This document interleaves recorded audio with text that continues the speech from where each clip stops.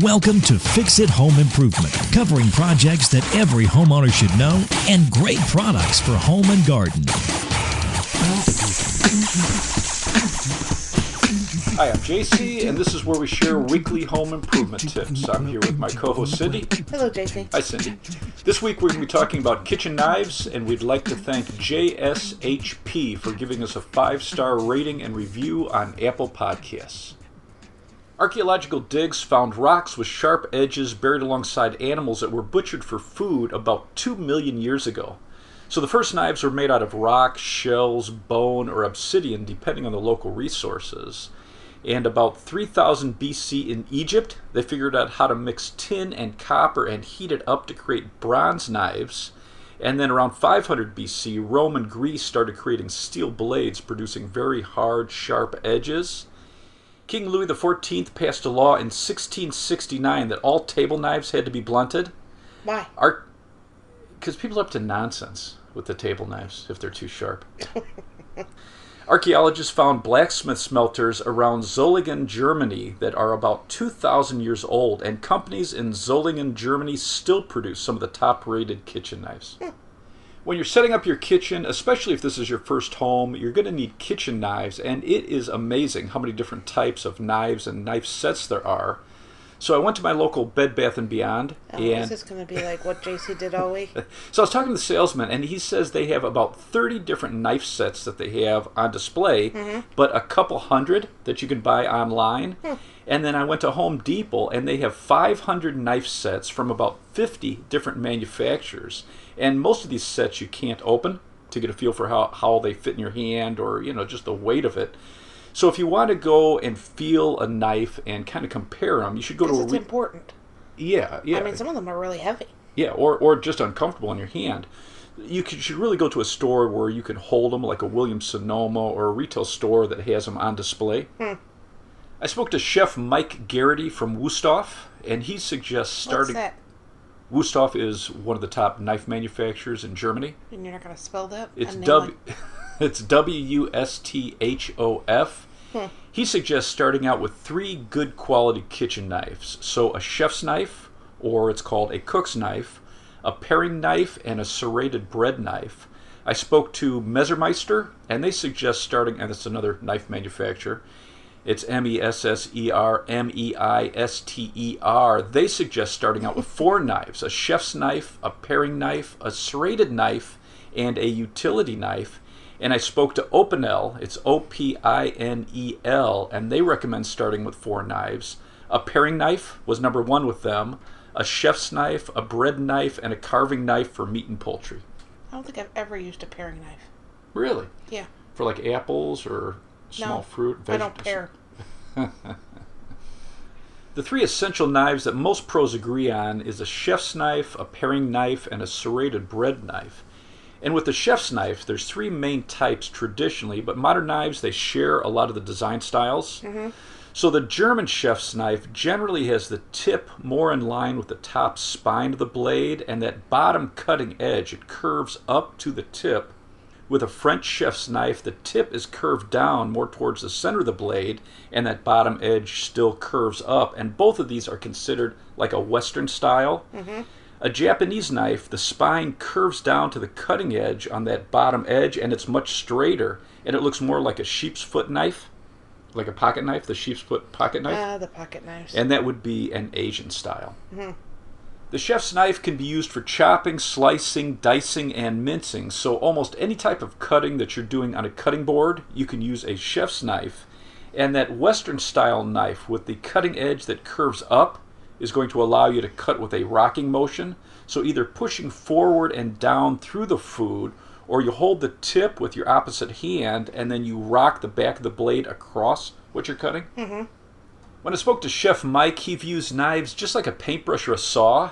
He was emphasizing using the right grip and the right tool for the project, and he recommended the proper grip for a chef's knife is to pinch the back of the blade with your thumb and your forefinger, and your other 3 fingers have a very light grip on the handle, and allow the knife edge and the weight of the knife to do most of the cutting, and use very light pressure against the cutting board. So he's emphasizing not to drive your knife into the cutting board. So push the knife in a forward and down motion to slice through vegetables rather than mashing or chopping straight down. So you're using the back half of the blade to cut, and you're gliding the tip back and forth on the cutting board as you're pushing forward and dropping the back of the blade down and through your food. Okay. It's more of a rocking motion than a chopping motion? Yes, I think he calls it a low rock as you're just, sliding forward and down. But if you're mincing stuff like herbs, garlic, or shallots, I've seen a lot of the pros where they're holding the front of the blade down on the cutting board and they're lifting the back up and then chopping down with that, kind of pivoting on the tip and then moving the back of the blade left and right to chop up the food, and then they use the side of the blade to put it back into a pile and then chop it until it's very small. Why don't you explain what your other hand is doing if you're using the rocking motion? So if you're holding the food, your fingers are curled down and together. It almost looks like a claw. And you're keeping your fingertips underneath your knuckles and your thumb behind your fingers and your knuckle. And the knuckle of your middle finger is guiding the edge of the blade, so it's controlling your cut, and it's preventing you from cutting your fingertips off. And you never want to lift that blade above your finger. You want to keep the thumb behind your fingers and the food, and you can use your thumb to kind of guide and push, and then your fingertips, but you're just using the knuckle and the side of your finger as a guide, and so you know exactly where that blade is going. Can you explain the difference between chopping, slicing, mincing, dicing, whatever? So I looked this up in an old cookbook that I got from my grandma from Nebraska, and their definition... So you really think it's important that we know that she was in Nebraska? You know where my son goes to college? Yes, because I know you. Nebraska. And I know him. So the definition of mincing in this book was cutting up as small as possible. That's the definition. Dicing was quarter What does inch. Chef Mike think? I'll let you know next episode. So 1/8 inch to quarter inch pieces was dicing. 1/2 inch to 3/4 inch was chopping. And these are all cubed in shape, or all cube shape. And then slicing were longer sections of food, thick or thin. And the key thing it said in this definition area was you want the pieces uniform in shape so it cooks evenly. Right. When I spoke to Chef Mike, he said to think of a paring knife like a mini chef knife, and it's used for on or off the cutting board. And where a chef's knife is going to be about 8 inches long, or the blade itself is about 8 inches long, a paring knife is going to have a blade about 3.5 inches long. And the look is going to be similar to a chef's knife, just proportionally smaller. And then there's a variety of shapes you can get in paring knives. Some are curved, like for apples, so it's easier to peel them.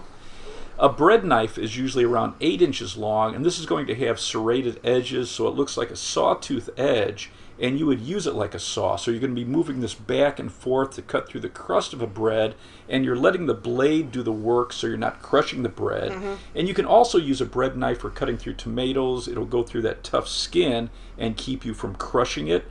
Also for carving meat or soft stuff like an angel food cake. Yeah, once you use a bread knife, you never go back to using any other knife. Yeah, it was interesting how he said it's so versatile for a lot of different things that I would have never thought of using, a knife that long for something like a tomato. Many pros suggest adding a Santoku knife to your set if you have a Western-style chef's knife.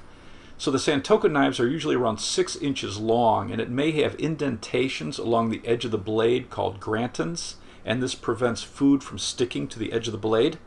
So Santoku means 3 virtues: chopping, slicing, and dicing. Fancy. So the tip is at the bottom of the cutting edge, so the spine curves down towards the edge, and some styles have a very straight bottom edge, and then some have a more Western style, so it'll curve up slightly. And originally this was used with a pulling motion through your food or chopping, but you can also use it with a forward rocking motion like you would with a standard chef's knife. They're generally lighter than a chef's knife. Lighter and thinner, yeah. A lot of people find that it's much easier to control. Depending on what you cook, you can add some specialty knives to the core 3 or 4 knives. A boning knife is very thin and flexible. It's usually 5 to 7 inches long, and this is for cutting up whole chicken or removing meat from the bone. It makes very precise cuts. A fillet knife looks like a boning knife, but it's usually thinner and longer and more flexible, and this allows you to cut very thin pieces of fish, usually around 4 to 10 inches long, so it can be pretty long. A carving knife is long and serrated, usually 8 to 16 inches long, and this is for slicing meat into thin, even pieces. A carving knife is good if you do a lot of roasts and ham and turkey. A utility knife is a smaller version of a chef's knife, usually 4 to 6 inches long, and it can either have straight or serrated edges depending on what you're going to use it on. Cheese knives have holes along the blade, and that keeps the cheese from sticking to the blade. And then Wusthof has a vegetable knife. It's 8 inches long. It looks like a chef's knife, and it has holes along the bottom edge and then a raised ridge in the middle of the blade to push the slices off the blade as you cut. And the ridge is on the right side, so it's designed for a right-hand user. And then you can get a cleaver, and this is used for heavy-duty chopping or self-defense. When you're shopping for kitchen knives, one of the main differences in the manufacturing is whether it's forged or stamped steel. So forged knives are formed from one piece of steel that's pounded into shape, and that pounding is actually changing the steel, making it stronger and less flexible. Forged knives are more labor intensive, so it's going to be more expensive to produce, but the forged knives should last a lifetime. And the forged knives are going to have a bolster, which is a thicker section of metal between the blade and the handle, and it can either be a full bolster going from the top of the spine down to the cutting edge, or a partial bolster which is just at the handle and it doesn't extend all the way down to the edge. So a full bolster is going to add weight to the knife. It can help balance the knife. A full bolster is going to be a little harder to sharpen though, because it runs down to the bottom edge, so it kind of gets in your way when you're sharpening. A half bolster is much easier because that bolster is in your way as you sharpen it on that edge. And a well-designed bolster is going to give your thumb and a forefinger a nice grip, so it's not only more comfortable, but you're going to have more control. You keep using the term spine, but I don't think you've ever explained what it is. Because it sounds cool. So their spine is the top of the blade, and you can actually use the spine for stuff. So you can scale a fish, you can crush cucumbers. I heard a couple of the pros saying you can crack a coconut, and a couple of the pros were saying that you should... Why would you want to crush cucumbers? I don't know. One of the pros were saying crush cucumbers. I didn't look up what that meant, but it must be cool. Fancy. You can tell I've never had a crushed cucumber. You can break shellfish, and then use the top of the blade, so the spine, to push your food around on your cutting board rather than the cutting edge, because, you know, depending on what material your cutting board is, you don't want to damage your edge, and especially depending on your hardness, you don't want to damage the edge, so you can use your spine for stuff. Exciting. Another thing you have with a forged knife is usually a full tang, so the metal goes all the way to the end of the knife handle, and the handle or skins are attached to the sides of the tang, usually with rivets, and then all the parts are ground smooth. So a full tang is going to give the best strength, and it's going to help with your balance, but you could also have a partial tang on a knife. Exciting. Stamped knives are cut out of sheets of steel, and your stamped knives can have a much wider range of quality. Your least expensive knives are going to be stamped, and there's high quality knives that are stamped, but you need to know the type of metal they're using. Victorinox, for example, has highly rated steel for their stamped kitchen knives. Your stamped knives generally aren't going to have a bolster, and if they do have a bolster, they've been attached to the knife or soldered in place. And there's two main types of steel with kitchen knives. There's high carbon steel and stainless steel. The high carbon steel gets a very sharp edge. It's tough, it sharpens easy, but you really have to take care of it. It's a lot more effort to maintain it. It needs to be kept dry and oiled. Right. Oiled? Oiled. With what? Oil. What kind of oil? Kitchen knife oil. The stainless steel blades are easier to care for, and all steel will rust if you don't keep it dry and clean. But stainless steel blades are very stain resistant, they're durable, and there's a lot of different formulas to make stainless blades. But the high carbon stainless steel blades are a good balance for holding an edge, ease of sharpening, and stain resistance, because it can be confusing when you're looking at the manufacturers and they're saying our steel contains a certain amount of carbon or chromium or vanadium, nickel or tungsten. So a couple of pros said, rather than trying to analyze all the different formulas, just get a forged high carbon stainless steel knife, and the manufacturer is using a quality formula because of the expense involved in making that kind of knife. Right. The hardness of the steel is another consideration, and the hardness is measured by the Rockwell hardness scale, so it's HRC, and this is how far a diamond cone can be driven into the steel. So for kitchen knives, it's usually in the 50 to 66 range. Henkel's knives, for example, are 57 to 58 on most. OXO, 56. Wusthof in the 58 range. And the steel is softer, it's less brittle, it's going to hold an edge well, but you're going to need to sharpen it more than a higher HRC. So this is a tough, good overall blade for a wide range of food, from vegetables to meat to cutting through tough things like squash. And most of the German knives are going to be in this 56 to 58 range. Okay. Japanese knives tend to be thinner and harder with a higher Rockwell hardness. Shun knives, SHUN, 60 to 62, and some are up to 64. Wow. And they're considered some of the sharpest blades you can buy. Misono, MISONO, 59 to 60. Mac knives, MAC, 59 to 61. And these higher Rockwell hardnesses are going to keep that edge sharper much longer, but the steel is more brittle. And it's also harder to sharpen. And this is great for fish, if you have vegetables that aren't real fibrous. It's not really designed for breaking down game. Okay. The Asian knives are usually going to have an edge also that has a smaller angle, so 10 to 15 degrees, so very sharp. The Western knives usually have an 18 to 28 degree angle, so this is designed to cut through heavier food, meat, vegetables that are tough, cutting through squash, and they're also designed to be much easier to sharpen.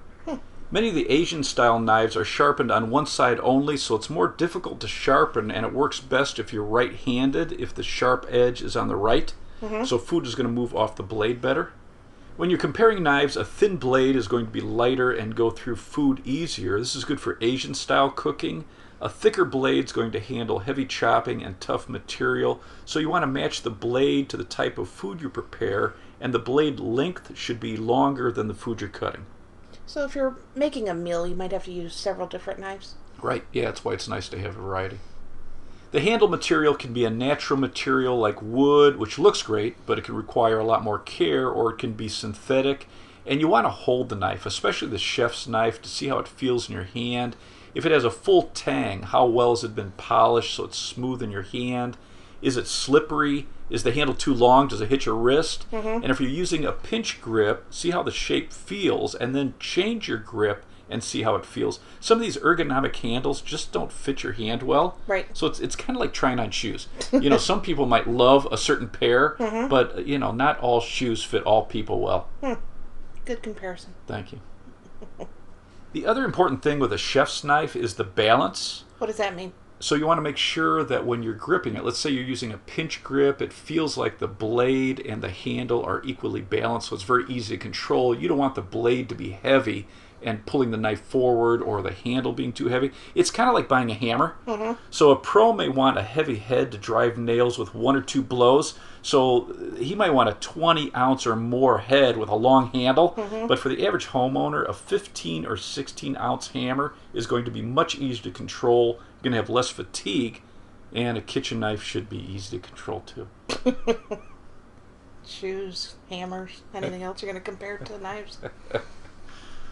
Some of the top-rated kitchen knives, Henckels, Henckels, and they've been around since 1731, and they have one of the oldest trademarks. Wusthof, Wusthof, they've been around since 1814 in Germany. Victorinox since 1884. Swiss Army knives? Yeah, Swiss Army. Opinel, Opinel, they've been around since 1890. More pocket knives. Misono, Misono, Mac, Mac, Global, Mercer, Mercer, Shun, Shun, Messermeister, and Kangshan, Kangshan. Some of the top-rated cutlery sets, Calphalon, Calphalon, and they have some very highly rated cookware. OXO, OXO, and they have highly rated kitchen products. Chicago Cutlery, Cuisinart, and Ginsu, it's Ginsu, and they sold their knives on TV in the 70s. Is that the one that cuts through the tin can? Yeah, they had the karate dude in the gi, so he'd cut through a tin can, and it still slices a tomato. And they're the ones who started, but wait, there's more. And all the other info commercials used it from then on. If you're shopping for a kitchen knife set, Right. you can get a lot of different types. Like my mom has this set. I think I bought it for her. there's probably 36 knives Right. in this set. And the whole top thing, I've never used any of the knives up there. Not one chef's knife in there. Oh, really? Wow, that's interesting. I don't even think it has a bread knife, but all these different kinds of knives. And Right, so the two most important ones. right, It's not even this set, right? She uses the 12 steak knives that are there. That's it. Her everyday cutting. Yeah, but I just got an OXO set that's Okay. 17 pieces, so there's 8 steak knives. Wow. But then all the other knives I could actually use, and I do use. Right. But I've had a lot of different type of knives. Like when I first moved out, first thing I bought was a global knife. I still have it. It's beautiful. Right. And it's easy to sharpen, too. Well, it's funny. A lot of the pros were saying if you're starting out, spend the money on one good quality chef's knife and use that as your main knife, and then Right. slowly build around that. Because you can do most of the projects, or most of your cutting and slicing and dicing with that one knife. Right. And as long as you take care of it, it's Right. easy. You just sharpen it once in a while. Right. That's another episode. Sharpening and cutting boards. I thought cutting boards was going to be in this one. Yeah, Apparently it was on your list of things. I did a lot of research on cutting boards. It became just kitchen knives. Do you have anything else to add? You want to match your kitchen knives to the style of cooking. Western style knives are good for meats, heavy chopping, if you're breaking down chicken, just good general use. If you're primarily cooking fish and vegetables, stir frying, no hard chopping, Asian style knives are better. In general, high carbon stainless steel knives that feel comfortable in your hand should last a lifetime. Mm-hmm. And the basic knives to start with, a chef's knife, a paring knife, and a serrated bread knife. And then when I spoke to Chef Mike, he said... Where's he from again? From Wusthof. So he said never throw your good quality knives in a dishwasher. They get knocked around and can damage the edge. And also the dishwasher chemicals are harsh on some steels. Mm-hmm. When you're cleaning your knives, you want to hand wash them in warm water with a small amount of soap and use a soft sponge or a brush and then dry them immediately. Put them in a knife block or a drawer tray where each blade is separated so they're not banging together. Mm-hmm. And if you have to put them into a drawer loose, he said you should get blade covers. And then he also mentioned the magnetic bars are easy to use, and he likes them because all the knives are laid out and you know exactly which knife you're grabbing. Oh. Where in some of the knife blocks, you kind of forget where they are in it. Which I had to wash all my knives this week because you had to touch all of them. I was examining your knives. And I approve. Thank you. Let's wrap this up. You can subscribe to our podcast on Apple Podcasts, Player FM, CastBox, or your favorite podcast app. If you enjoyed it, please leave us a review. You can check out our home improvement videos on our YouTube channel, Fix It Home Improvement. And you can subscribe to that as well. You can download our books, Home Improvement Solutions, What Every Homeowner Should Know, on Amazon. If you enjoyed it, please leave us a 5-star rating and review. You can email us at fixitpodcast@gmail.com, and you can follow Cindy on Twitter at fixitpodcast. No, you can follow Cindy on Twitter at fixitcohost. Thank you for listening. Talk to you next week.